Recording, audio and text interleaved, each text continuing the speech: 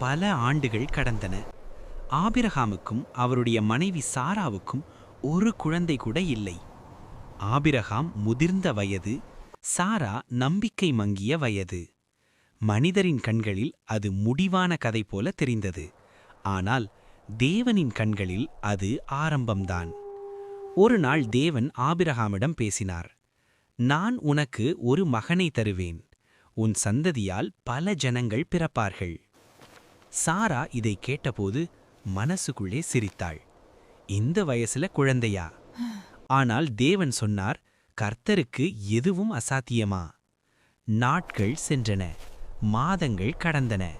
அப்போதே தேவனின் வாக்குத்தத்தம் நிறைவேற ஆரம்பித்தது. சாரா கர்ப்பமடைந்தாள்.